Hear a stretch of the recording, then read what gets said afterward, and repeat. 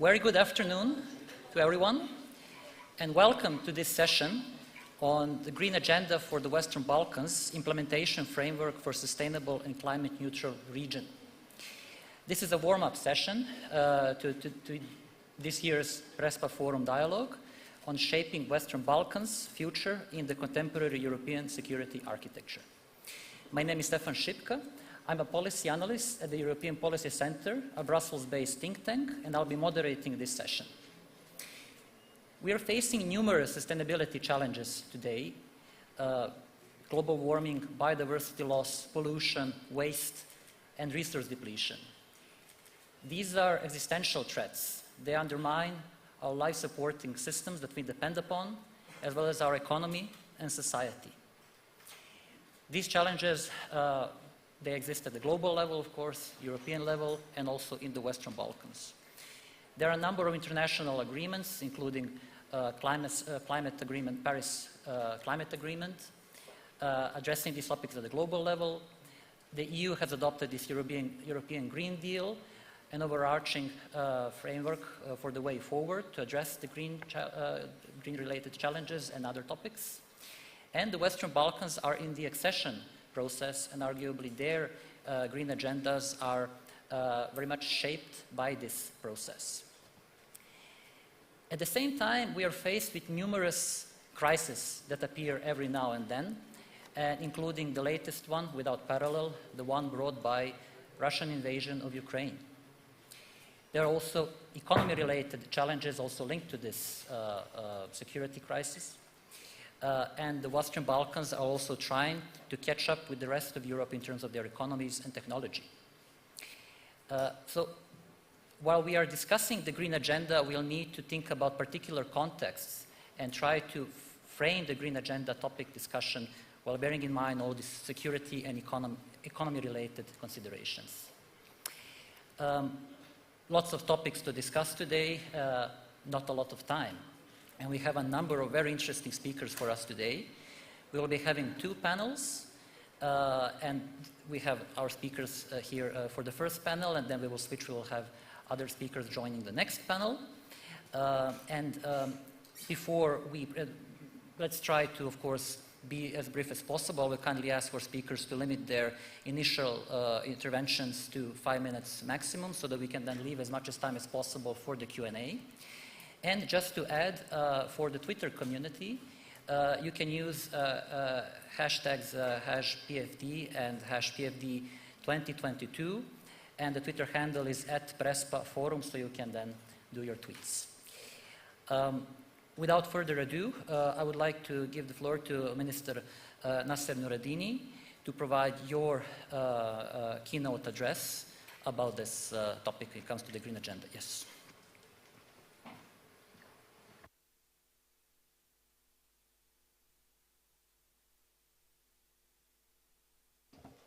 Thank you, Stefan.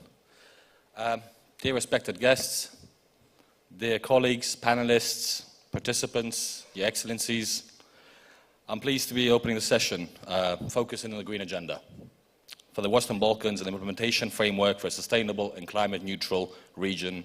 And I'm glad that we included a special session focusing on these issues at the PRESPA Forum Dialogue. With such a versatile list of speakers, colleagues from the region, decision makers with different portfolios, experts, the youth, because the green transition does request broad collaboration and partnerships, joint efforts and interdisciplinary approaches, as well as open discussions and inclusivity. But I would like to open the session and inspire the following discussion with a little provocation, if I may. How long have we already been doing this cold mainstreaming of the green agenda? Here in the region, worldwide in conferences. How many times have we heard us and people here in the room say the time is now? How much of our work has been the talk and how much has actually been commitment? Because of the green agenda and the sustainability are not just a trendy topic or a fancy adjective that we all want to attach to our everyday speeches. Those are issues that require focus, serious work, and genuine mind shift. At a time of consequent crisis after crisis, climate change hasn't reduced its urgency. But quite on the contrary, It imposes the need to accelerated efforts for rapid mitigation and adaptation, especially in this vulnerable region, where we are faced with greater weather impacts and an already fragile economy. We have as countries endorsed the Sofia Declaration for the Western Balkans, Green Agenda, and committed ourselves towards a decarbonized future. All the countries in the region are parties of the Paris Agreement, by which we oblige ourselves to contribute towards the achievement of the Paris Agreement and the goals. Enhanced NDCs are being submitted. Some countries adopted their NECPs, others are developing it further. Different policies and measures are being identified, proposed, and strategized. Yet it seems like the action at a scale that is necessary to respond to the level which with the latest volume of the IPCC report urged for, or we, living in the region, already feeling is evidently missing. And we have to be aware that our region, the Green Agenda, is not only related to the climate change targets and the level of ambition to achieve a carbon neutrality, but also serious environmental challenges that affect our day-to-day life, the health of our citizens and our resources. It is clear that we need major transitions in the energy sector. This will involve a substantial reduction in fossil fuel use, widespread electrification, improved energy efficiency, and the use of alternative fuels. We also need to adapt and transform our agriculture, forestry, and other land use that can provide large-scale emission reductions, and also remove and store carbon dioxide at a scale. One of the already visible climate risks in our region, which is expected to continue in the future, is also water scarcity. And its implications for the key economic sectors and ecosystems stand out as one of the most consequential threats to the region. Cooperative and integrated water resource management, providing the most viable and forward-looking approach to conserve scarce resources, remain a challenge that will place the region's economies on a path of sustainable development. Climate-induced droughts, land degradation, soil salinization, reduction of agricultural land, ocean acidification pose severe threats to the food security of our citizens. We're living through an energy crisis, and ensuring energy security represents another major challenge in the region. Climate impacts significantly energy demands patterns and energy supply. As climate impacts increases, transboundary risk across resources and sectors, including water, food, and energy, there is an increasing necessity for climate-informed management and cooperation to protect the human and natural systems, and for more ambitious and accelerated climate action. Phasing down fossil fuel and enhanced development of renewable energy are essential for an accelerated energy transition. Yet although we, the Western Balkan countries, are sharing similar obligations and responsibilities under the UNFCCC and the EU accession process, we still fail to address the challenges jointly and as a coordination. None of the solutions for the challenges I mentioned lay in one person's power, one authority, one portfolio, or one country. No one can achieve these goals alone, and it's not on its own. We need intensified cooperation and common strategic approaches and action if we want to succeed in the realization of our climate targets, environmental standards, and sustainability. Only that way we can really become a climate-neutral region, and we are here today to discuss these approaches and solutions. And when we are talking about the implementation framework for a sustainable and climate-neutral region under the Green Agenda for the Western Balkans, there are concrete milestones that we need to address and the steps that we need to take together. We are aligning with the EU climate visions of achieving climate neutrality by 2050, and we are setting forward the 2030 energy and climate targets in line with the energy community and the EU acquis. But as well as developing an integrated energy and climate plans, we do need to also think of the ways we can enhance our efforts if we cooperate regionally. Namely, we have Montenegro, that has taken the first tangible steps to introduce carbon tax pricing. We have North Macedonia and Bosnia and Herzegovina that announced introducing such mechanisms. And that is not only our obligation under the decarbonization roadmap, but also connected with the EU-announced carbon border adjustment mechanism. How do we coordinate before 2026 as a region and envisage a revenue management system that will be an opportunity for growth? All these aspects are challenging for the region, especially taking into consideration our dedication to a just transition. But all these aspects are common, and we can learn from each other, build the appropriate partnerships, between all the key stakeholders and listen to the experts in science so that we can overcome them together. Aligning, coordinating our national efforts on a regional level is of utmost importance, especially for countries such as ours. We have different renewable energy potentials, and with different consumption patterns. A stronger coordination on a strategic level could reduce the costs for the individual national economies. What we do need is sincere approaches, commitment of the decision makers, and open space to hear the voice of those who have experience and knowledge.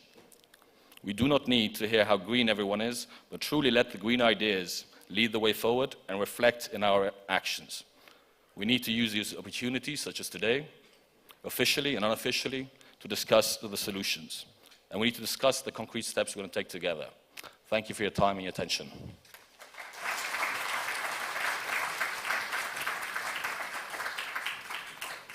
Thank you.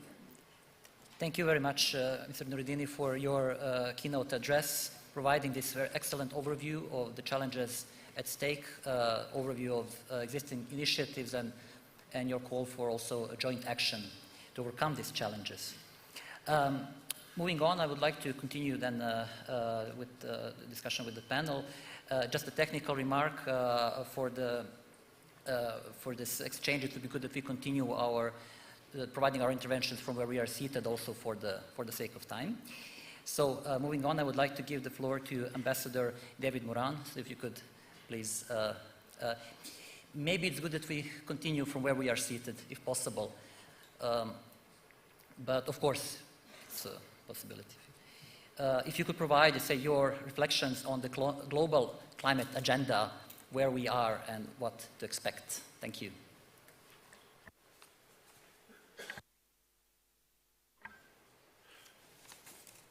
Well, Chair, thank you very much. Ministers, Excellencies, ladies and gentlemen. It's a privilege to be here and to speak about the issues that you've just raised, the global agenda. I, of course, will put it in the context of the COP process, which I think is a vehicle for driving, and not just climate action, but integrated social, economic, and energy activity in a way that is designed to achieve our short-term objectives at the same time as meeting our long-term agenda. And the importance of that is basically the main point of my speech. Glasgow was momentous. I was there throughout. I met the minister there. And it was in many ways historic. Getting nearly 200 countries to agree to such an ambitious and wide-ranging set of commitments, short-term and long-term, to cut emissions, to protect people and nature, to accelerate rapidly climate finance, including for adaptation, and to kickstart just energy transitions to protect people from vulnerable communities, but also in vulnerable industries. That level of ambition was achieved despite many clouds building up. Many countries still struggling with COVID. Rising energy prices and growing geopolitical tensions were already a worry by the time we left Glasgow. But the countries in COP26 were not naive. The Glasgow Climate Pact reflected a hard-headed acceptance of the enormous challenge that we face to keep average global temperatures under control and limit climate change. And the science is clear. Human activity has led to our fast-changing climate and the severe damage that it causes. Despite all the warnings, global emissions continue to rise. And the consequences of inaction or delay would be catastrophic, much worse than today's extreme weather and climate impacts, such as this floods, forest fires, and droughts that sadly we are increasingly familiar with.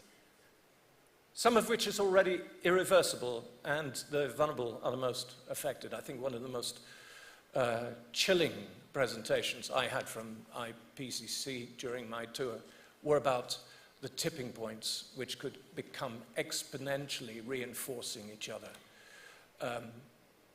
If we reach those points, we don't have much time for action at all, and we have little enough time as it is. Glasgow inspired the world, but recent events have hit us hard. It was always going to be a challenge to turn COP26 promises into action, but it hasn't taken long for voices to argue that in the hard world of chronic energy dependence and food shortages, focusing on climate change is self-indulgent and unaffordable. Such thinking must be challenged. It's true that governments must respond to immediate energy and socio-economic pressures, but not by abdicating our climate responsibilities. It takes years to bring major new oil and gas production on stream. Worst, that type of acceleration does nothing to alleviate the immediate crisis and locks us in to a disastrous carbon-heavy future. Current events should reinforce our determination to move beyond fossil fuel dependency as quickly as possible. And the best way to achieve energy, climate, and economic security is to stay on the road to net zero. The energy transition will differ from country to country, but the world is changing faster than we think. Clean energy is both the present and the future. The global economic and social benefits far outweigh the cost of mitigation, and the economic opportunities stemming from the creation of green, sustainable jobs are enormous. More and more countries have achieved economic growth while cutting emissions over years. This region deserves credit for its part in making COP26 a success through the short and long-term commitments and support for the overall agreement. But as COP26 President Alok Sharma and COP27 President Designate Minister Shukri recently said, despite some good progress since Glasgow, the world hasn't done nearly enough yet to limit global warming. The UK's commitment to supporting the region's economic prosperity, energy security, and climate ambition is visible through our Special Envoy to the Western Balkans, Sir Stuart Peach, who's also at this conference. This is my third visit to the region in 9 months, and our embassies are already talking to Western Balkan governments to help them access UK export finance, to bring in reputable companies to develop the needed energy infrastructure. So no question, the road ahead is challenging, made worse by war. It'll take large amounts of finance and technical expertise to invest in renewables and alternative energy sources to reduce dependence, as well as supporting social transitions. But we and other partners are working to unlock public and private finance pledged in Glasgow. A strong and prosperous Western Balkans in a world committed to climate action is all in our interests. So is clear evidence by the November COP27 climate summit in Sharm el-Sheikh that the world is serious about tackling global economy. Both of these things are possible and vital. It's not an either-or choice. We have no right to sacrifice the future for the present. Thank you.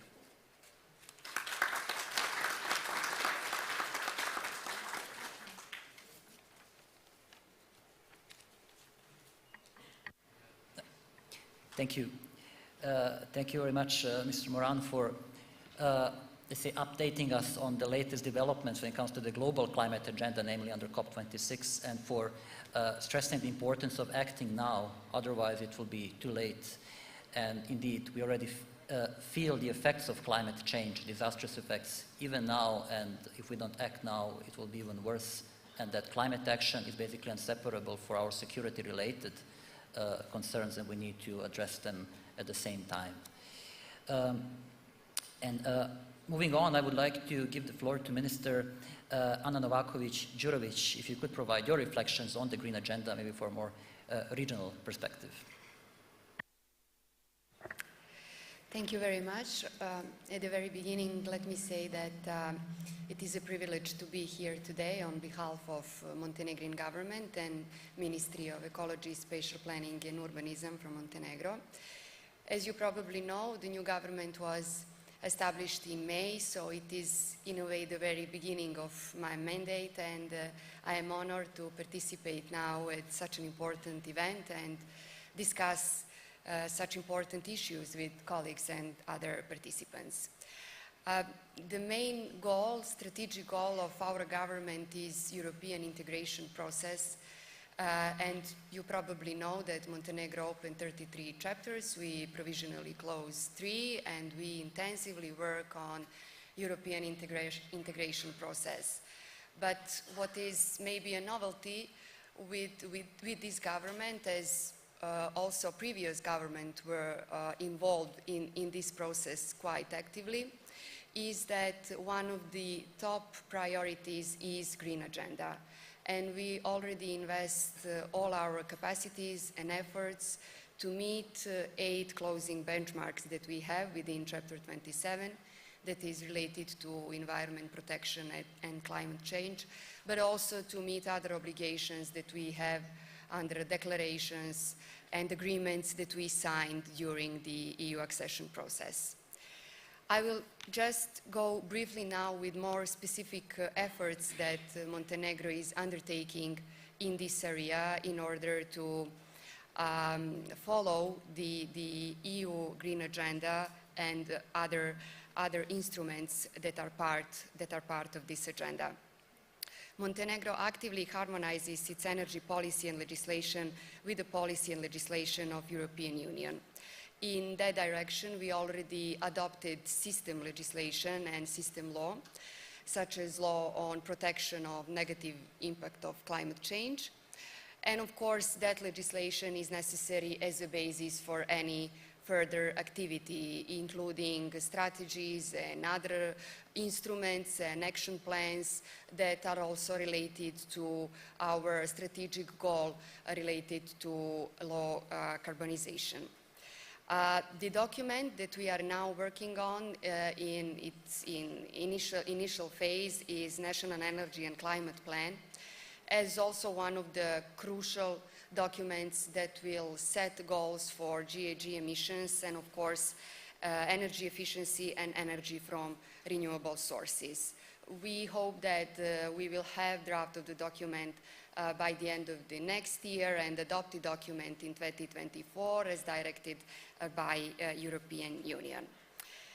In accordance with the European Green Deal and the commitment to implement the green energy transition, we are actively working on projects for the construction of facilities for the production of electricity from renewable sources, such as wind, solar, and hydropower plants. And it is good to say that we have a lot of investors and a government determination to really switch to these renewable sources, and we are now in process of discussing and finding new ways, especially for the wind and solar as our potential new sources for electricity. But also we have a huge hydro potential, but in that sense one, complex situation that I believe we share all in the region when we speak about mini hydropower plants that in Montenegro definitely are one of the complexity that we have to solve and find a good balance between protection of our nature and our rivers, and at the same time to find a way to develop and use our hydro potential as we are expected to do. So we are now in process of finding solution for the best sources for renewable sources for the energy. And as I said, maybe just to mention one of the projects that we are working now together with the energy sector is related to solar panels that are supported by the government and energy company and other competent authorities, and they are supported and might be used by residential buildings, but also legal entities, and they include photovoltaic panels that are in process of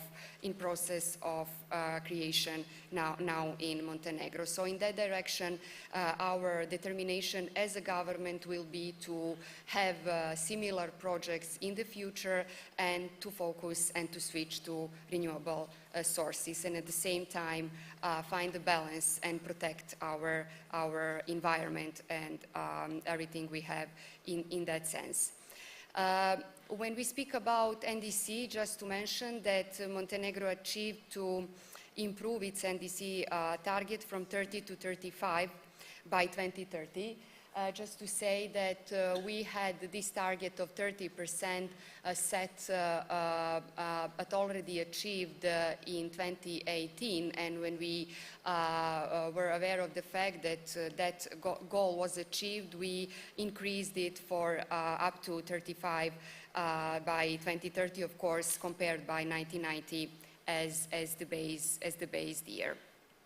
As my colleagues mentioned, Sofia Declaration, of course, we signed Sofia Declaration, and in that sense, Montenegro committed itself to share this quite ambitious climate approach of the EU and to be climate neutral by 2050 together with the EU. Of course, we are all aware how complex it will be and what kind of measures and activities it will undertake, and definitely I believe that not only Montenegro but in all other countries a further significant increase in the level of our climate ambition must be based on quite complex structural changes within all sectors, and of course it requires huge investments, and in Montenegro we can say that we may speak about approximately 1.7 billion.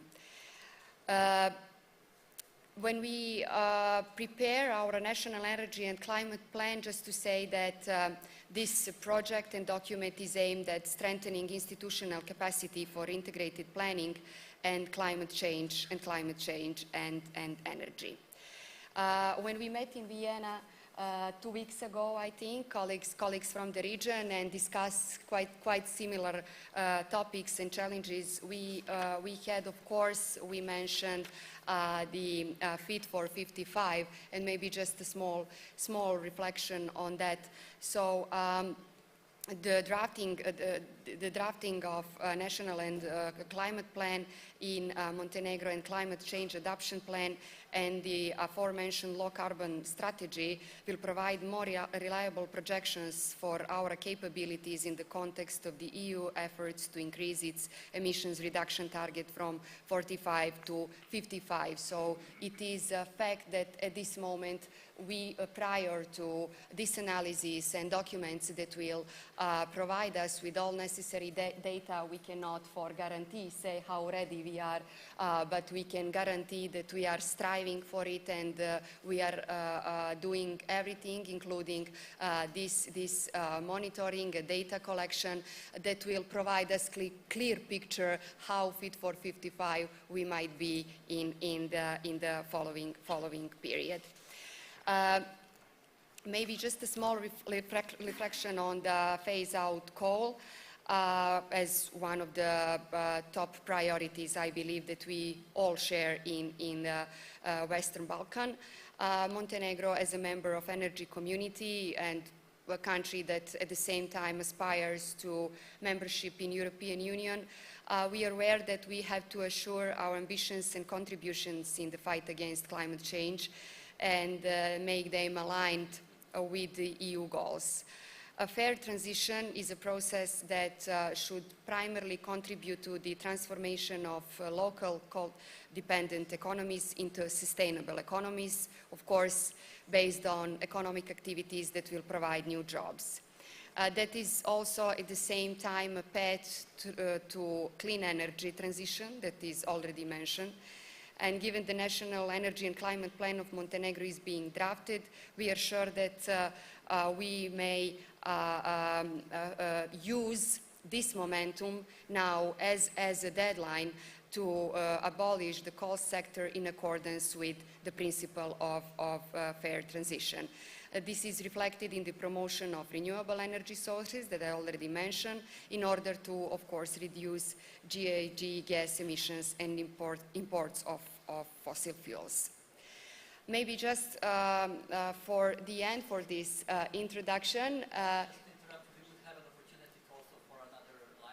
Yes, thank you for that. So just one sentence, probably as I'm coming from civil society as my background, maybe just to say that we believe that without that kind of cross-sectoral cooperation, but also including private sector in this area of implementing activities in EU Green Agenda, governments cannot fulfill it only by themselves. So maybe just to stress the importance of that cooperation and the fact that in Montenegro we already determined to have NGOs but also private sector as strategic partners in this area, and hope that have joint efforts and projects in the future to meet EU standards and EU agenda. Thank you.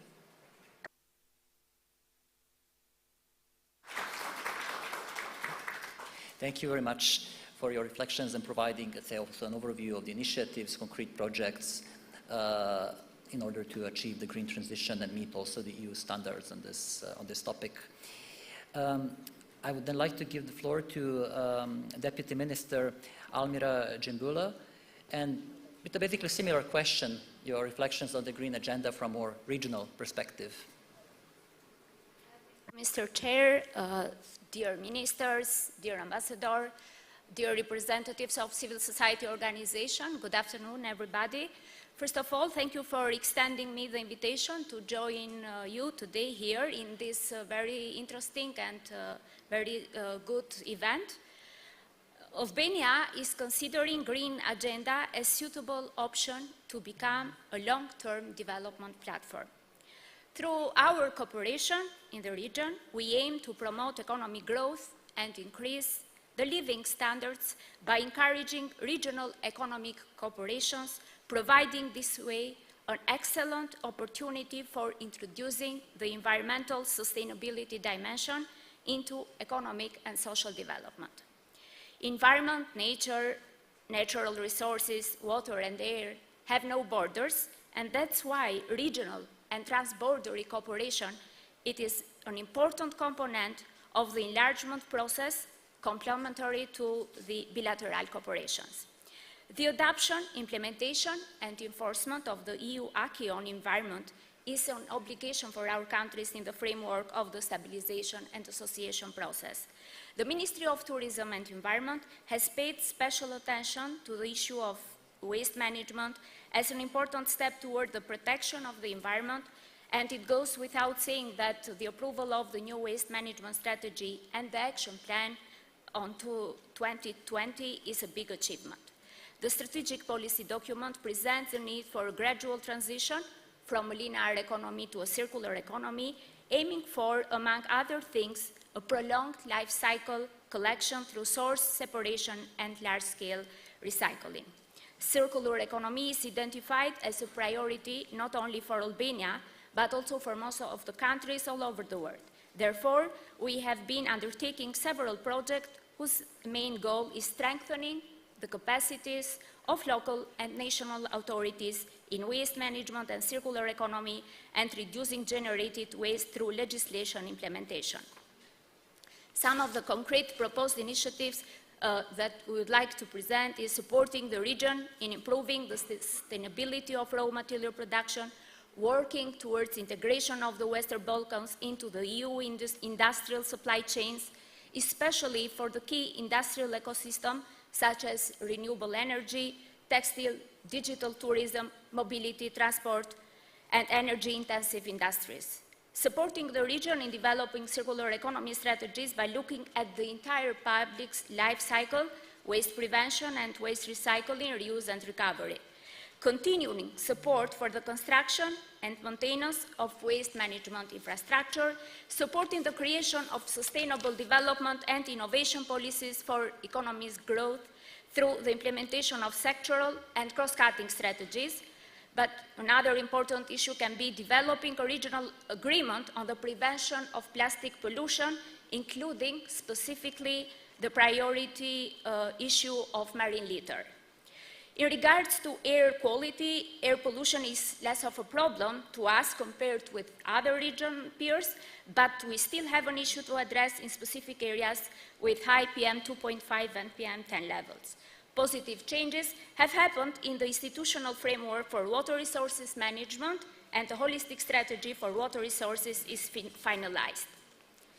With regard to biodiversity and ecosystem services, we have faced environmental and degradation over the past 2 decades due to urban development trends and have put natural resources under a significant pressure, impoverishing the country of their value. This has led to overexploitation of natural resources and uncontrolled development. Habitat loss and fragmentation as well has damaged, and degradation, loss of habitats and ecosystems are leading to the loss of both animal and plant species. With regard to this, we have also increased the surface of protected area, which is going almost at 21% of the surface of our country, and we are paying a lot of attention to the Blue Economy program, where coastal tourism, marinas and fisheries and aquaculture hold a very good potential for it. In regard to climate change, Albania, although a small country with a low emission contribution, is determined to assume its share of responsibility in this process and has taken several actions to support green growth and revitalization in recent years. The nationally determined contribution target to reduce greenhouse gas emission by 20.9% up to 2030 will help us to avoid the adverse effect of climate change and demonstrate that the Republic of Albania is serious when it comes to addressing these challenges. Through the revised NDC, our country would like to increase efforts and ambitions in our planned climate actions and the long-term emission reduction strategies, and we look forward to work with civil society organizations, young people, vulnerable groups, businesses and advocates to turn this target into a concrete action.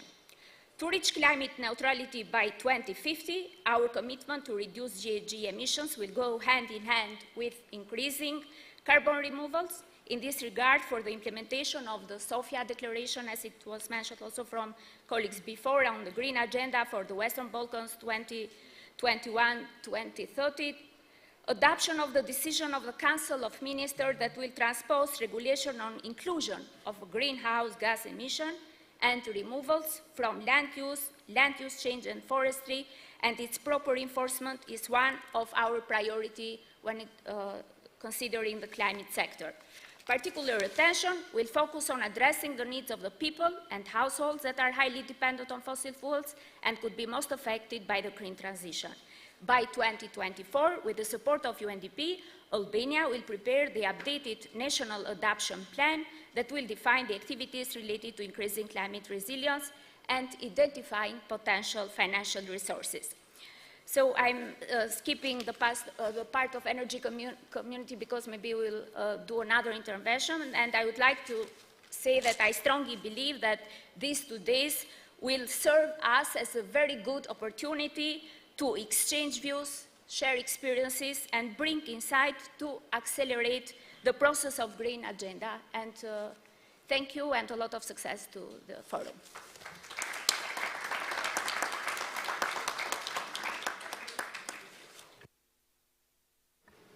Thank you very much for your reflections.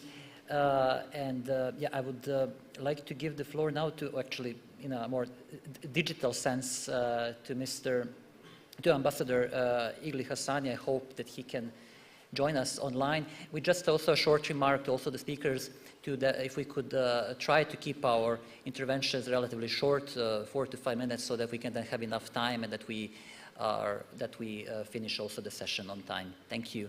And yes, Ambassador Hassani, the floor is yours.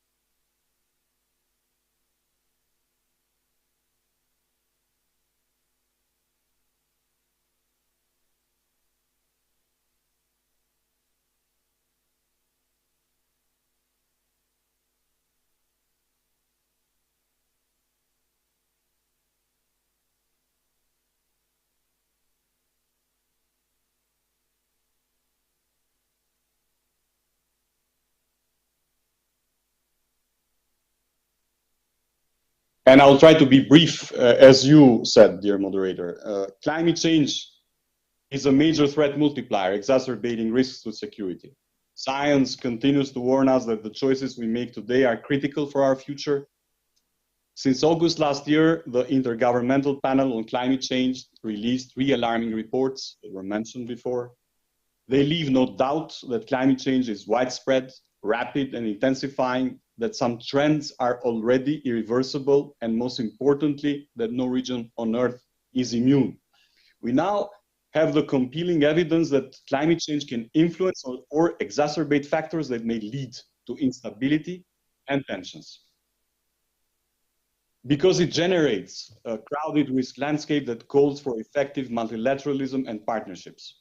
And the world, fortunately, has made some significant progress last year at COP26 in Glasgow. But unfortunately, a lot has changed since last November.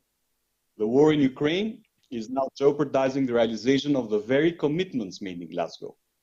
It is challenging food and energy security. It is diverting both the political attention and the scarce resources away from much needed climate action.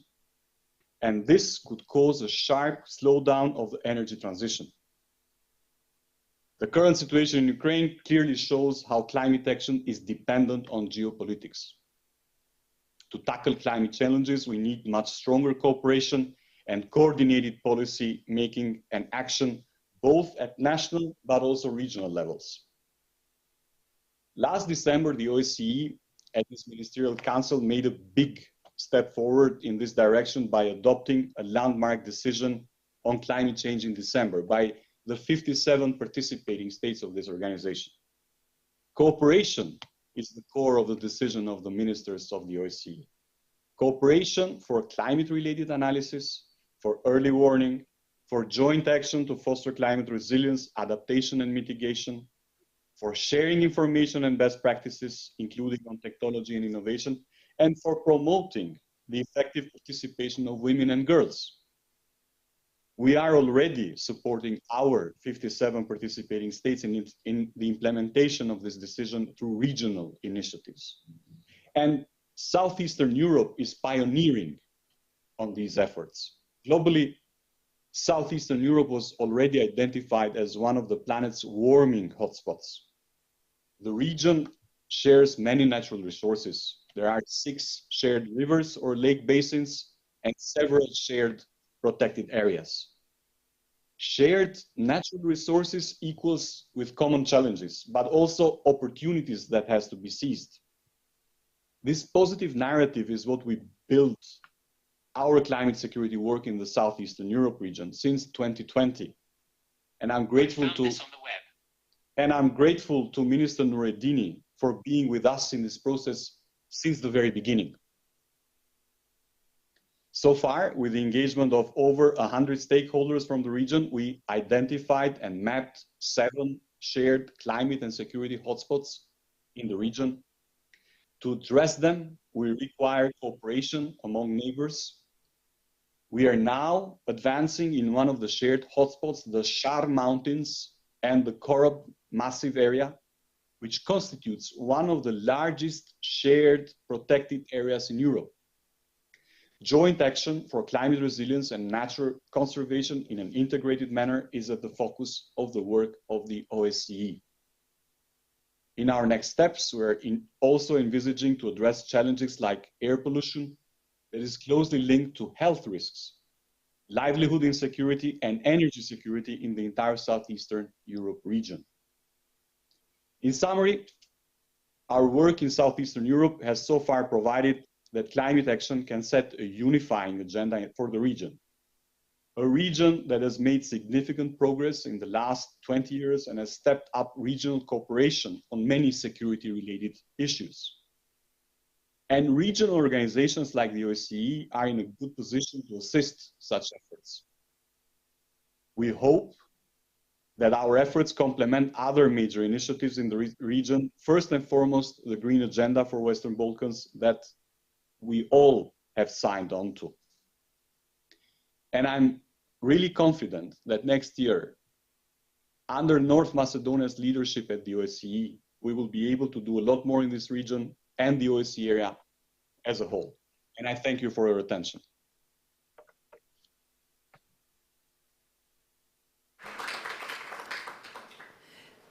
Thank you very much, Ambassador Hassani, for providing your reflections on the Green Agenda, also from a wider regional OSCE perspective.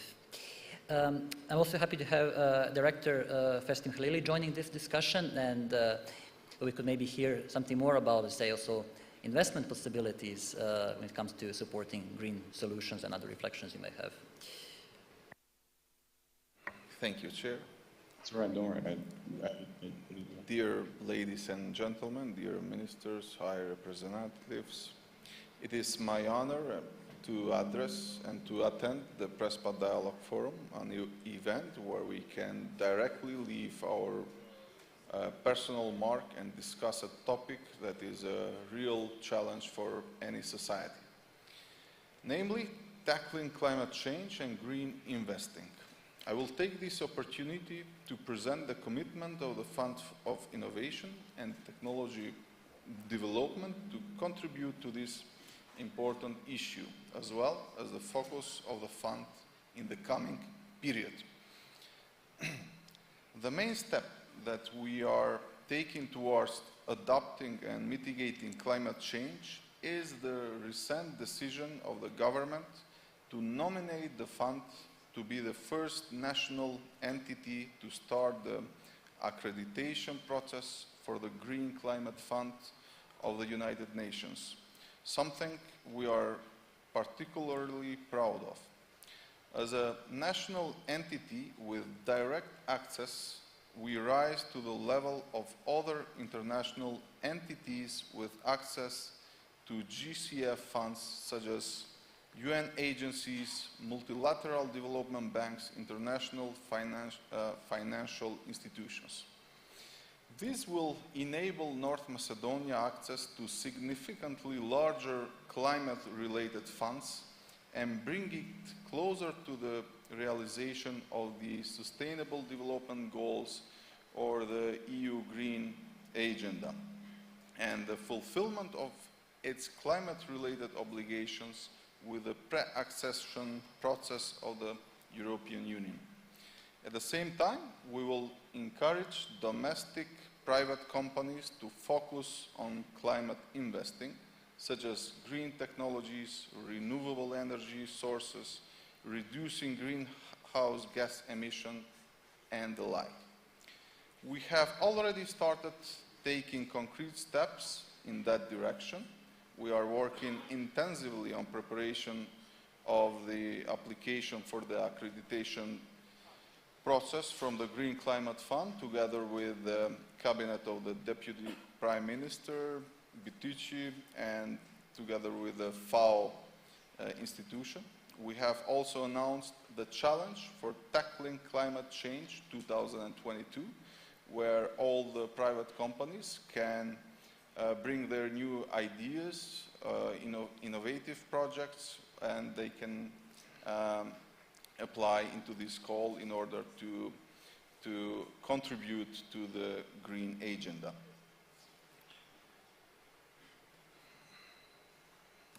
Allow me to conclude this speech from the famous British artist Pilkington, who says, "Stay green, stay in the woods, and stay safe." Thank you.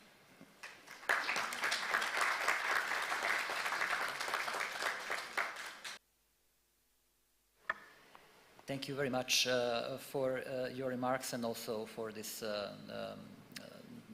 shedding more light on the investment opportunities for the Green Agenda. And our final speaker for this panel is Ms. Bojana Stanojewska-Pecurovska.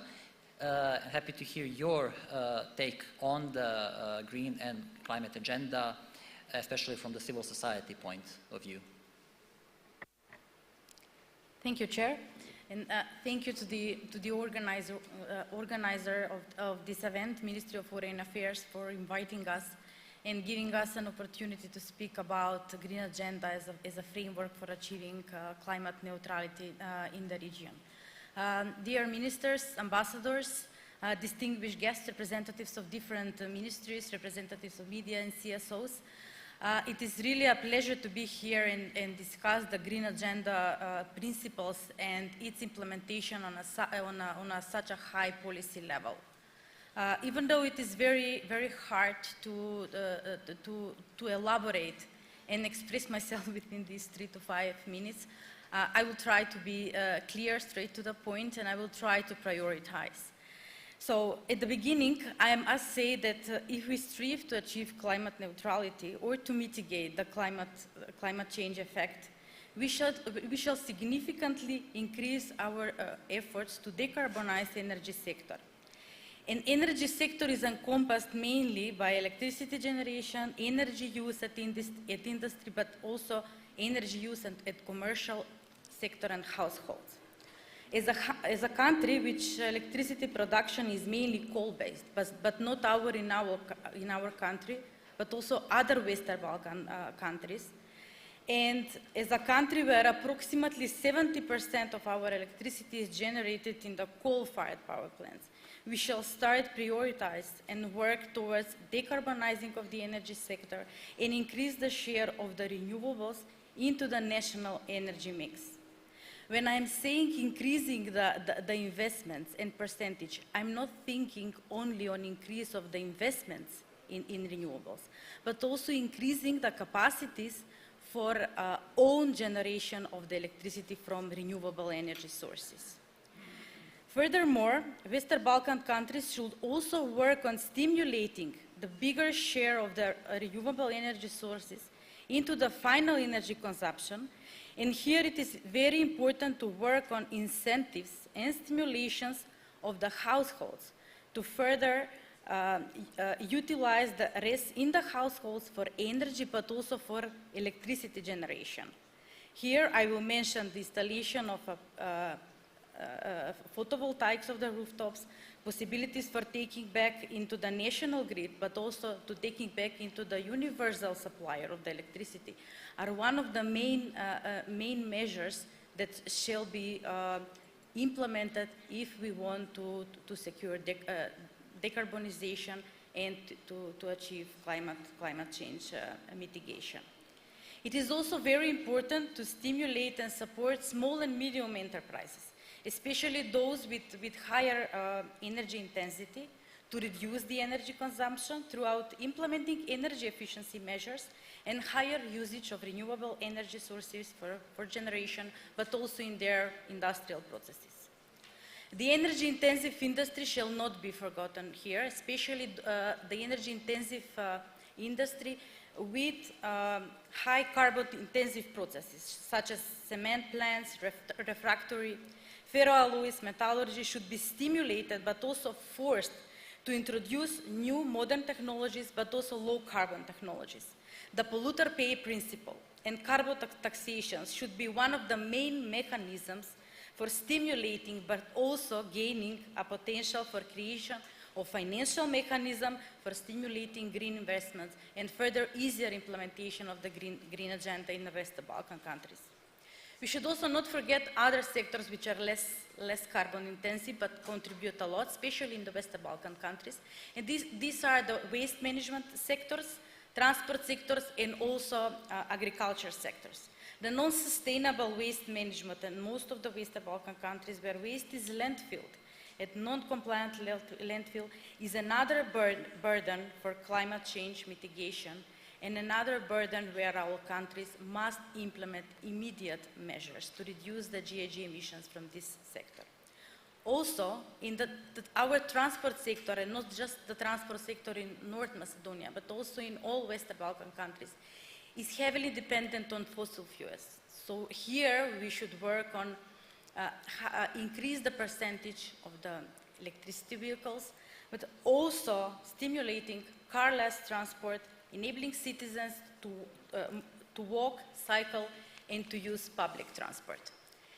And also we should not forget, as a country which is mainly and heavily impacted by the climate change, we should not forget to mention the climate change adaptation.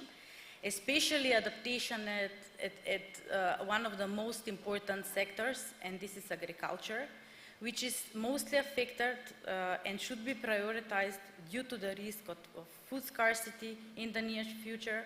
And here, our countries should work on serious measures for adapting the production of new climate conditions, but also to protect and modernize in order to increase the efficiency and reduce the impact in this sector. In terms of disaster risk management, the countries should also work on improving the early warning systems in a situation of flood, fire, storm, or similar nature disasters, improving the infrastructure, increase the greenery, and protect the forest, both from illegal logging but also from fires. I will stop here now, and we will not go into further elaboration, but I would like just to point out that in order to address all these issues and to implement all these measures, we need to work all together. We need to enable stronger intersectoral cooperation. We need to strengthen our administrative capacities to build strong institutions that will further work and cooperating on addressing these issues. I will just say that the legal basis is here. We have the strategy, we have the know-how. We should just start to implement and working on these measures. Thank you.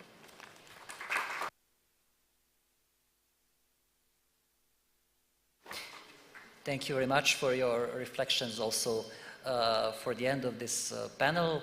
As with the Green Agenda, that we need to adapt to the current concrete circumstances. I guess we will need to do the same for this panel, since we don't really have a lot of time left.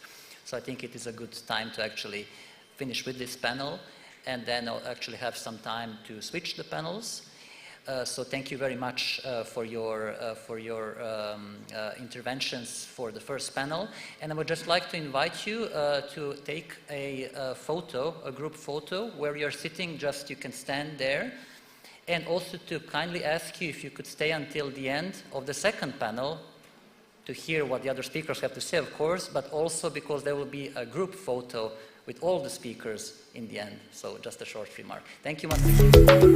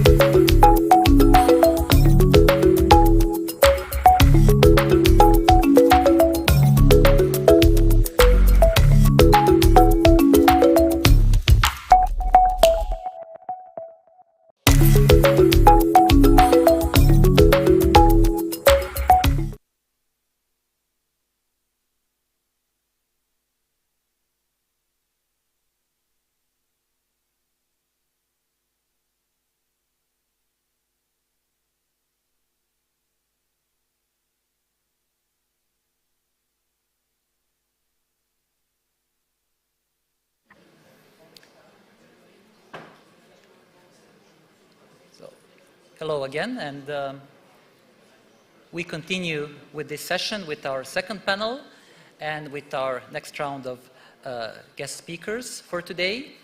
I would like to give the floor to Deputy Prime Minister Fatmir Bitici to provide your initial reflections.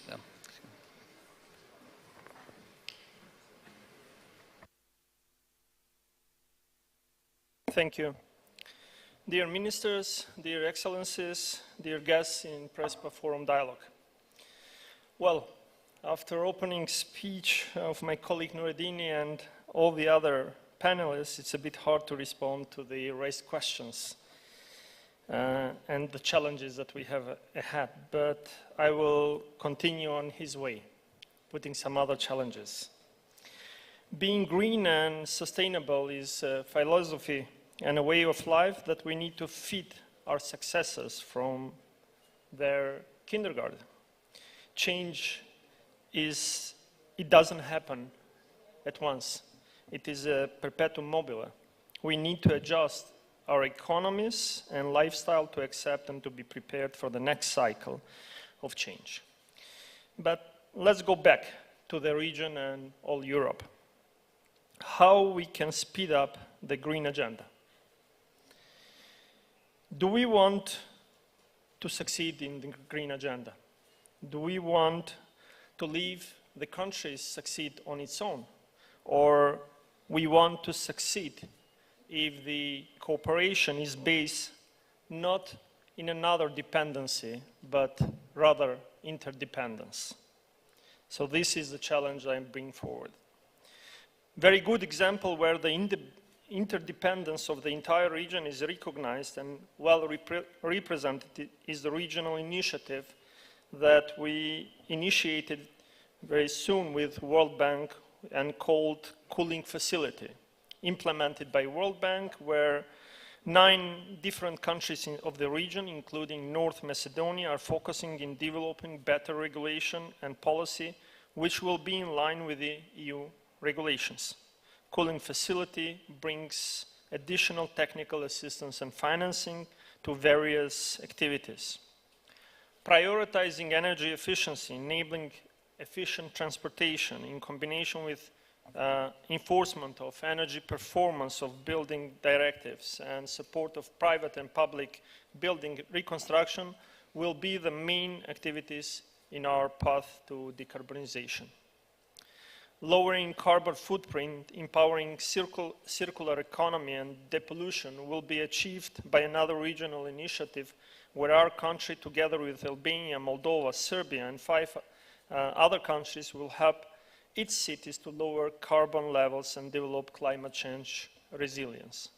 This is another example where we need to join regional interdependent actions to be taken, instead of putting individual efforts without significant results, as we were witnessing in the past several decades.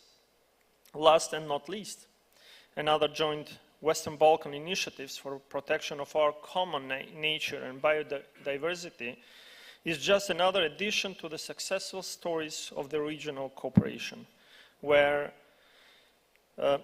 the joint action, realizing that every country must take some steps in thorough coordination with the others, will help Western Balkans to preserve today's biodiversity and moreover increase the population of some species who are under threat of extinction.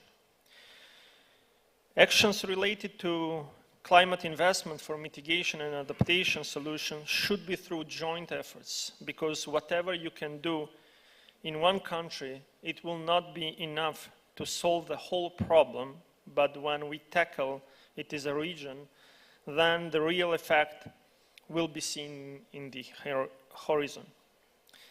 And just to sum up, the government of North Macedonia is completely aware of the geopolitical processes, started rapid steps in strengthening the interdependence with all our neighbors, and here are some ongoing projects and examples. North Macedonia will have its stake in the FSRU terminal and gas power plant in Alexandroupolis, we are finalizing preparation for gas interconnector with Greece, but we are increasing the interconnectivity to the electricity grid with Albania, and we will continue to do so with all the neighboring countries.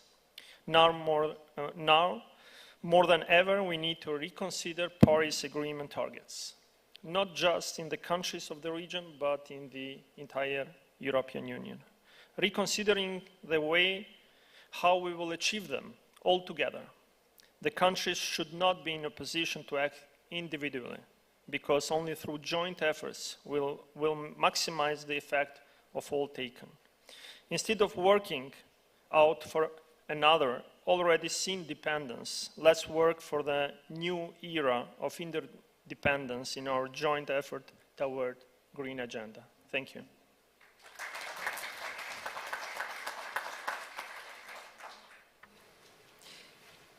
Thank you very much, Mr. Bitici, for providing your initial remarks for the beginning of this second panel. Yes, so I would then like to move on, and just to once again stress out that it would be great that we try to stick to, say, short remarks for 4 to 5 minutes, and it would be arguably more time efficient that we try to speak from where we are currently sitting, also to save a bit of time if we can. But yes, moving on, I would like to give the floor to Deputy Prime Minister Erwin Ibrahimovic, if you could share some of your reflections on the green agenda, especially when it comes to, say, more regional development, if you wish.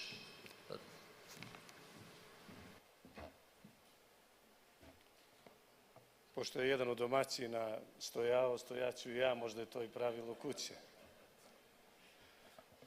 Uvažene koleginice i kolege, poštovani ambasadori, učesnici ovog foruma, zadovoljstvo mi je da vas iskreno pozdravim i koristim priliku da u ime Vlade i u svoje lično ime zahvalim Vladi Republike Sjeverne Makedonije na pozivu. Naravno, prije nego krenem kao resorni ministar, da kažem kako to Crna Gora radi i koji su planovi Crne Gore da ispuni zelenu agendu, samo bi ovdje potvrdio ono što je moja uvažena koleginica Ana Novaković-Đurović rekla, da je Vlada Crne Gore posvećena ispunjavanju evropskih vrijednosti i da smo čvrsto zacrtali put punopravnog članstva u Evropsku uniju. Ali isto tako, dajemo svoj maksimum i ono najbolje od sebe kako bismo jačali regionalnu saradnju. Jer smatram da jačanje regionalne saradnje i evropski put cijelog regiona je najbolji put is the best manner and way through mutual regional cooperation and to better prosperity of the citizens of the whole region. And as I mentioned as the relevant minister, I will talk about energetic as a topic that was always at the high level of the EU. As one of the stakeholders mentioned, energetic due to the current issues in the world and war in Ukraine, it has also become very current. Montenegro believe that green energy is the purest energy and the most quality resource of one country. In that manner, as the signatories of Paris Agreement and as participants in regard to becoming EU member state, we are planning to distribute clean energy and how to increase decarbonization, all with the aim that one small country that can also be a rule example of a manner how we can protect our planet. But one thing is also very important to mention is that Montenegro appreciates the fact that energy is one of the, actually environment is one of the most important resources of one country, but also we should find a manner how to find a manner to utilize our resources in order to provide clean and green energy. and also in accordance to Green Treaty of the EU. Montenegro is pursuing to transform to green energy, to decarbonize our planet, and also to strengthen resources, namely to provide resources from renewable resources, but also to construct infrastructure that would help us to utilize this energy and also to connect us better with the region. When we talk about connecting with the region, two of my colleagues mentioned, I would also like to add that Montenegro is trying to do that in the best possible manner, but we are also trying to do everything what is possible in order to connect ourselves with the region. But it's very important to say that Montenegro, as a small country, started to make an important project with Italy, and that means that Montenegro is becoming energetic hub in the region. But also I would like to say that Montenegro has the capacity to become also a hub or a leader of renewable resources energy production. But also it's very important to say that 40% of our energy consumption we provide or generate from the thermal power plant. Therefore, we are trying to do everything possible to relocate that and to try how to provide our energy consumption from renewable resources. And in the upcoming period, to try to decrease providing or generating energy from the coal, but to generate energy from renewable resources. Like my distinguished colleague mentioned, we have many challenges in front of us. What is undoubtedly is that we have no doubts what is more important, energy or the environmental standards. But I would like to say that Montenegro has again very fruitful and rich renewable resources, wind potential, sun potential, hydro potential. For some of you as a possible investors who would like to recommend Montenegro to future investors, Montenegro has approximately between 260 and 290 of sunny days, which is an excellent potential for sun power plants. So I also hope that Montenegro shall be an role example in regards to this. But also I would like to say that Montenegro has also to utilize its hydro potential. We have potential in biomass, in wind power plants, and also to utilize this time correctly. And I was talking in my native mother tongue language because I wanted to say as much as possible. Montenegro is doing everything in the civil sector and tries to reach every citizen through UNDP.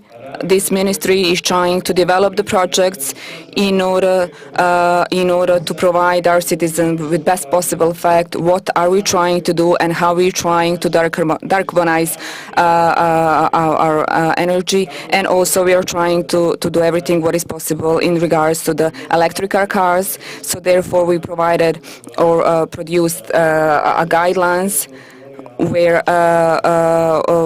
guidelines that can be bought at the gas line station, where every citizen can buy it and see what are the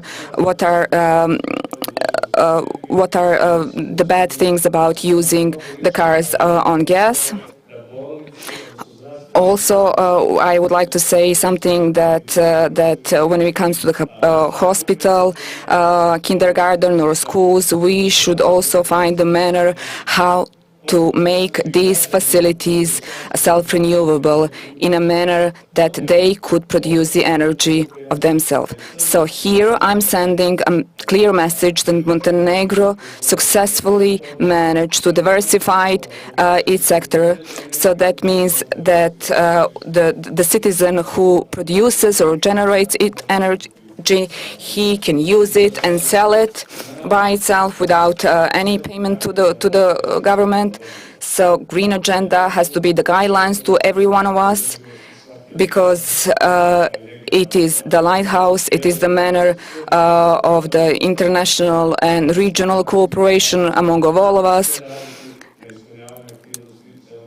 So I know that every one of us, also everyone in Montenegro, shall try to do everything to meet the standards under the green agenda. And also through mutual cooperation within the region and broader, we could do the best. Once again, thank you all. Thank you very much, Mr. Ibrahimovic. I would also like to give the floor to Deputy Minister Besart Kadria. If you could share your reflections on the green agenda, and also and how does it also link to the, let's say, our priorities concerning economic development in the region. Thank you. However you wish, I would say, but preferably it's better maybe from here, just to save a bit of time. But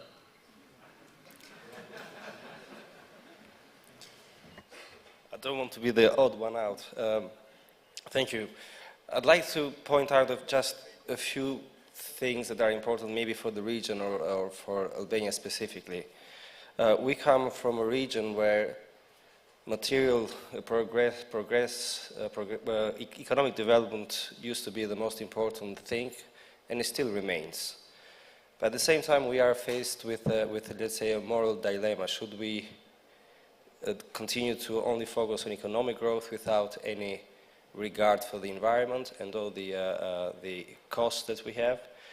And obviously, most of the business people or decision makers that were maybe raised during communism had no regard whatsoever for the environment. And we've seen all the externalities that it has led to the country. Well, today, we should not see the green economy as a cost, but rather as an opportunity to make the natural resources more, to use them better, more efficiently, but at the same time to think about the future generations. In that regard, funny enough, my two daughters, they go to green school, that's what it's called. They are 5 and 6. And from the educational point of view, now somehow all the youngsters, all the children, have been educated on the importance of the green economy and recycling and everything else that comes with the environment. And taking that from the children, but also to our generation or to the business environment, this is still a tricky point. Now, the government can take a lead. It can give incentives. It could be either fiscal, educational. But at the same time, it can also try to push and make let's say, it stand first and try to be the front runner in the region. Luckily enough, in Albania we have hydro. We are very little. We emit very little emissions in terms of producing energy. We also are focused in wind energy. In the next few years, different plants are being different projects are actually being implemented, which will make Albania maybe in the same kind of vision that Montenegro has, very similar in terms of trying to export green energy. Apart from that, we need to work, I guess, hard more with the business community. We need to bear in mind that they are the drivers of the emissions. And apart from thinking about externalities and them being compensating all the negative externalities, we need to think of and trying how to help them improve and get the better technology and the green technology. Now, we have a project in Albania in trying to exactly emphasize and work on that, especially with green SMEs, where we try to give them an incentive, also with grants, some of them to actually embrace and change their technology and make them more green. This is a huge effort. Apart from coordinating internally, we absolutely agree, and we've taken a commitment to have a regional cooperation. And we are committed, and we know that it is not just whatever you do in Macedonia or whatever we do in Albania, it is actually the whole region, and we live in a global world. So I'd like to end here on also on the fact that we have, I guess, from the commitment, we also have a national strategy on the environmental impact and also on the green agenda. So I'm looking forward to the rest of the speakers, and my only emphasis was trying to say that the government has a role to play also, apart from doing whatever it has in its own hands, also trying to educate and take also the business community on its vision. Thank you.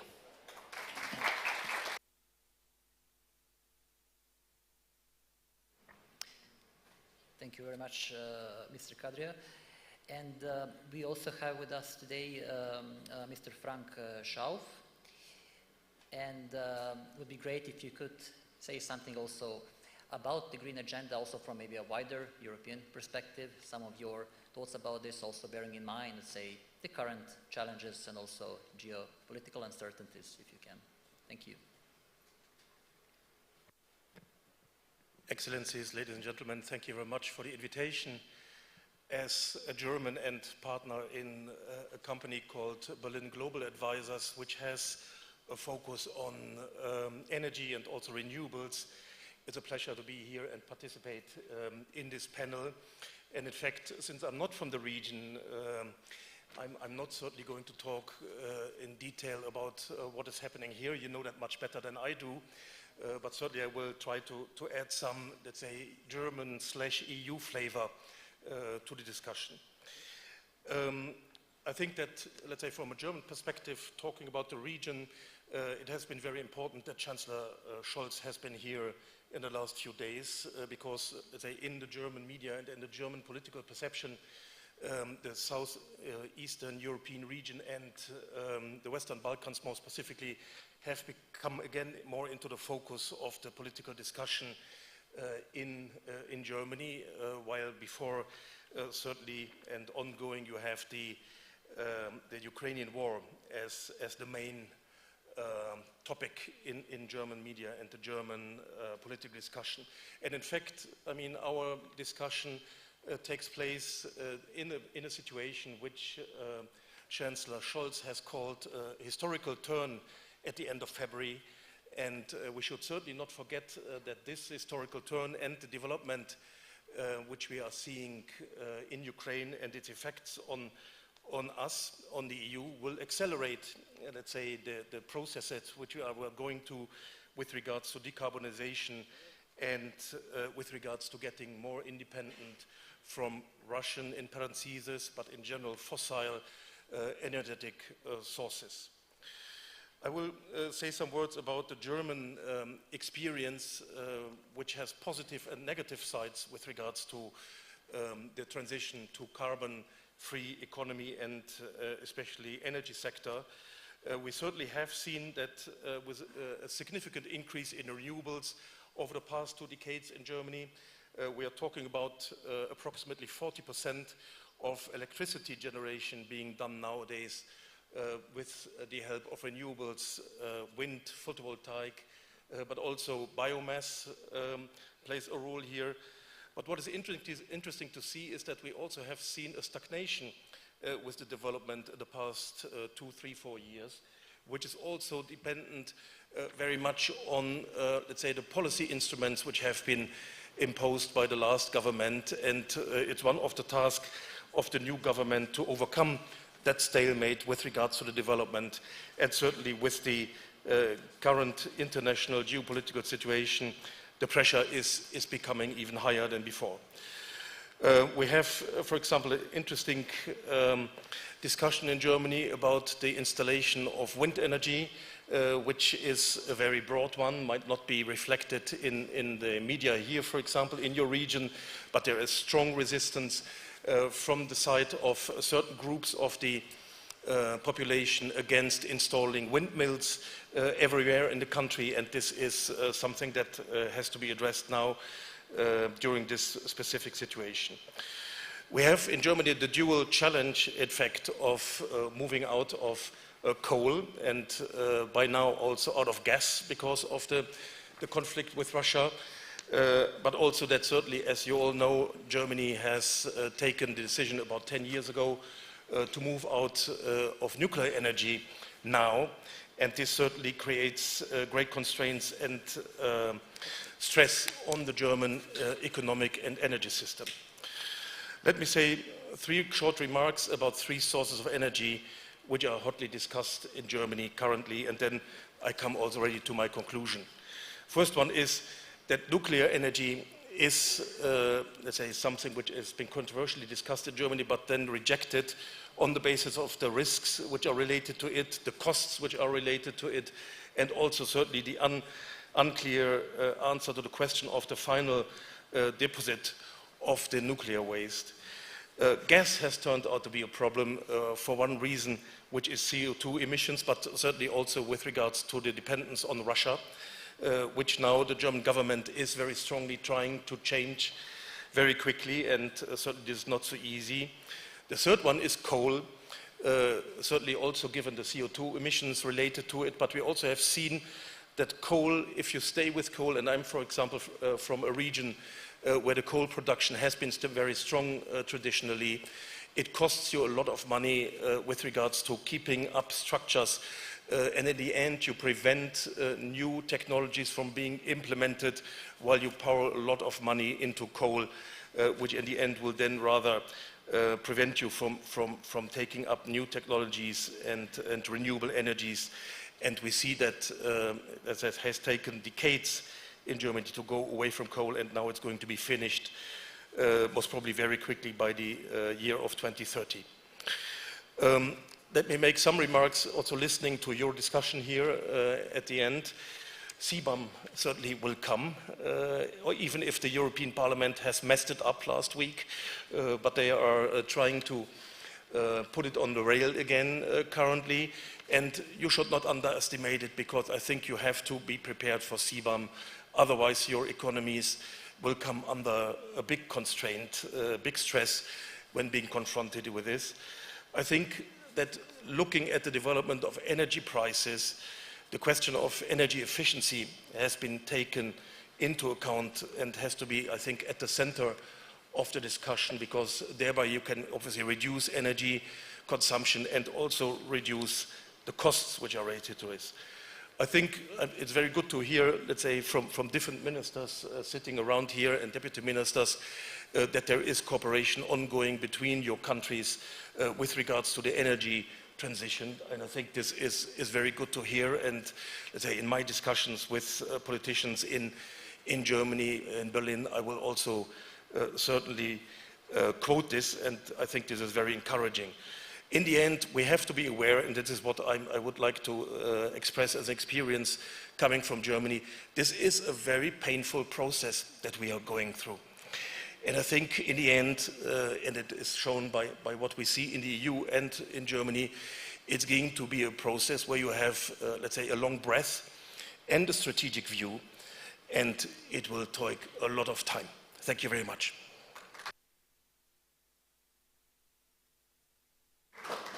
Thank you very much, Mr. Schau, for providing your perspective also on, especially on the energy agenda from the German/European angle, and also talking about the specific challenges that we are facing, also given the war in Ukraine. Mr. Todorov, perhaps we could, in a way, continue this exchange on the energy transition, and also bearing in mind the war in Ukraine, but perhaps we could hear from you more from the regional perspective. How do you see this topic? Thank you for invitation. I must be shorter because participants from Germany tell part of my presentation. It's good. Thank you. I'm Todor from Bulgaria. I'm from Bulgarian Environmental Association Za Zemята, and national coordinator for international network from NGO Bankwatch for Central and Eastern Europe on the field of energy transition, just transition. And I'm member of Council of about climate change in Bulgarian Environmental Ministry from NGO side. I want to say something about measures about clean energy transition and energy security in times of geopolitical crisis. After Putin's aggression against Ukraine, it became even more clear that the energy transition to green energy must be faster. This war showed that Putin's use of energy resource as a weapon make energy and economic crisis very hard in Europe, with crisis of about energy resource like gas and oil and price of this resource. In order to prevent such a situation in the future, the solution is faster energy transition to green energy and a green economy, and dramatic reduction in dependence of fossil fuels. In order to achieve this goal, the solution from NGO side, the solution is decentralization of electricity production and priority for the development of renewable energy sources and increasing energy efficiency. For example, Bulgaria is on the last place in European Union on the field of energy efficiency. Access of individual households to renewable energy and removal of administrative and legal barriers to households that want to produce their own energy, as well as for the creation of energy cooperatives and energy independent municipalities. For this problem, yesterday I see on Macedonian TV very good decision, I think, from Macedonian government about this opportunity to produce energy from our energy. Of course, the decentralization of electricity production does not mean that every country in the Western Balkans will become an energy island. Regional cooperation and connection in a common energy network is mandatory for success. The accession of North Macedonia and Albania, as well the other countries from Western Balkans to the European Union, will help accelerate this process. I think that North Macedonia and Albania and another country from Western Balkan is very good, not only for people from this region, but for European Union. And finally, I think that something good for politicians. Politicians must have a vision beyond the next election. This is very important for energy sector, to think not only for next election, to think with vision with more year after you are on the ministry. In climate policies, are not abstract policies, like we make green policy for climate.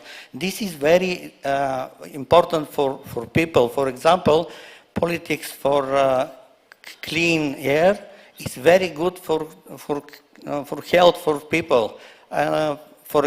You know that every year 1 million people die from dirty air in the world. In Bulgaria, this is like 10,000 in every year die from this problem with dirty air. Thank you.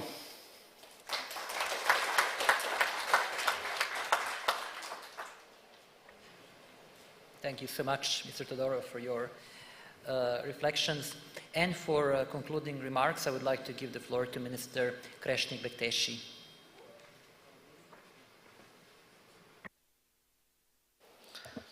Thank you. Dear First Deputy Prime Minister, Mr. Gruby, Head of National Bank, Ms. Bežovska-Angelovska, dear Deputy Prime Ministers, participants, ministers, colleagues, ambassadors, ladies and gentlemen. First of all, I would like to thank the Bulgarian participant from the Environmental Agency for supporting the decisions of North Macedonia, especially when it comes to the promotion of renewables and energy efficiency overall based on the models used by developed countries, especially in the European Union, which is a great sign that even though we have not started the negotiations, but we have made a huge progress, especially in the energy field when it comes to the implementations, harmonizations, and to the to transpose the acquis from the European Union, especially with the introduction of the prosumers, where we are giving a huge opportunity to all the households, but not only, to the industry overall, especially the micro and small companies, in order not only to produce energy from solar, but also to have the capacity and the opportunity that energy to be sold by decreasing their costs on investments, but also to have a possibility in order the grid to absorb that energy which is produced from the households and micro and small companies. Even though I have prepared from my team a speech based on the closing remarks, I think that I should not read it because I heard all the participants that are on the same direction when it comes to the promotion of renewables, to the promotion of energy efficiency, but also to the acceleration and enhancement of the just transition, especially when it comes to the transition in the energy sector. What has North Macedonia done, especially in the last 2 to 3 years, is that beside the adoption of the legislation, we have started with the implementation of the measures which we have foreseen within the action plans adopted by the Ministry of Environment and the government overall by taking those decisions when it comes to the transition of the energy sector. We are the first country in southeastern Europe which the old mines has started to be transformed within photovoltaic centrales. This is the case of the thermal power plant in Oslomej, and now we are just waiting together with all other colleagues from the government in order to adopt the additional laws when it comes to the finance of the same investments from the parliament when it comes to the transformation of the old mines in the thermal power plant in Bitola. Besides this, we are working very hard in order to come up with the specifications for the construction of new interconnectors, especially when it comes to the pipelines which are transporting natural gas. And we are working very closely with the government of Germany, but also with the government of USA, based on their RD and the specification and technology which is more advanced in their countries, in order to make all the specification based on the introduction of hydrogen for the upcoming years. So what does it mean? It means that up to 2050, based on the decisions of the European Union, natural gas can be used as a source of transition, but parallel to that, we are working in order that infrastructure, that investment, to be used also for hydrogen in the near future. So these are some of the reforms which we are implementing at the moment, and I'm more than convinced that we cannot only be focused within the national interests of our countries, especially when we are talking for the region. We are very small markets in order to work alone when it comes to the transition, especially in the energy sector. Why I'm stating this is that even though we don't have the capacity to finance all these investments alone, what we can do is to integrate the markets, and by integrating the markets, especially when it comes to the infrastructure and the information to be shared based on the crisis and the invasion of Russia with Ukraine, in order to have even a better energy prices. At the moment, North Macedonia, more than 75% of its production is coming from coal or lignite. But it's not the case with Albania and with Montenegro. It is not the case also, for example, with Kosovo, who is fully dependent from coal. But we are very close with each other, that if we don't work and we don't come up with policies regarding the integration of the region overall, we cannot make and come up with a decrease of air pollution by the percentages that we have foreseen within our national strategies. Therefore, North Macedonia is more than committed in order to make those investments, to increase the capacity of the infrastructure, as we are doing at the moment with Albania. The same is planned within our national strategy to be done with Kosovo as well, especially when it comes to the interconnector of the natural gas, so that we decrease the dependency we are having at the moment from Russia, but also to make our industry more competitive. With Bulgaria, we are working in market coupling, but without having a transmission with Albania and with our neighbors, we cannot be only integrated as North Macedonia within the Bulgarian or Greece market when it comes to electricity.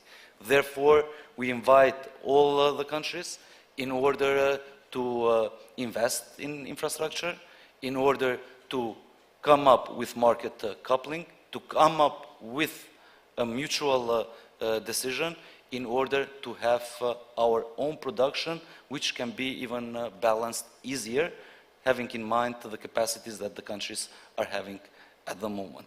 So at the moment, more than 150 megawatts of photovoltaics is constructed in North Macedonia. And if you make a comparison how it was done in the past and the last 2 years with this government who is fully supporting the green agenda, I would share some of the informations that up to 2018, only 19 of megawatts were installed in North Macedonia from solar.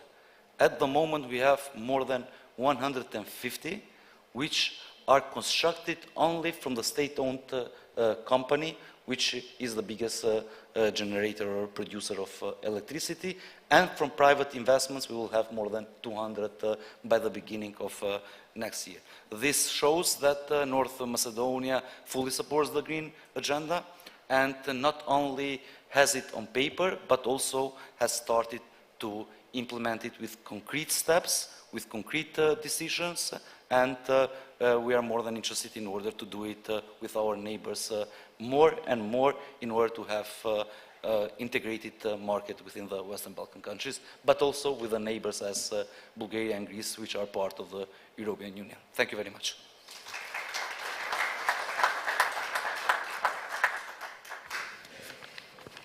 Thank you very much, Mr. Bekteshi, for sharing your, concluding remarks for this session. And I think also what resonated pretty much in your speech, I believe, is similar to what also Minister Nuridini mentioned, the need to actually act together on this topic on energy, but arguably same goes for other topics within the climate and environmental agenda. And maybe that is a nice way to conclude as well, that we must act together as governments, but also different stakeholders from industry to civil society, and ordinary citizens and households, a particularly important topic also when it comes to the energy agenda. And of course, the Western Balkans is not alone. All countries in Europe, also globally, are putting enormous efforts to achieve the green transition and the clean energy transition, while bearing in mind all of these other priorities such as economic development, achieving just transition, and also security-related concerns that we currently, of course, need to have to bear in mind. I would like to thank all of the panelists for your very interesting and very valuable contribution to this discussion. Same, of course, goes for the previous panelists. And would like to take to the participants. Unfortunately, we already breached the schedule, so perhaps the wisest thing to do at this point is to wrap up the discussion. But of course, this is just the first session within this year's PRESPA Forum dialogue, so there will be definitely opportunities to continue this exchange as part of the upcoming sessions. So thank you very much, and looking forward to further discussion. Yeah. And if the panelists can stay, so you can also do the group photo.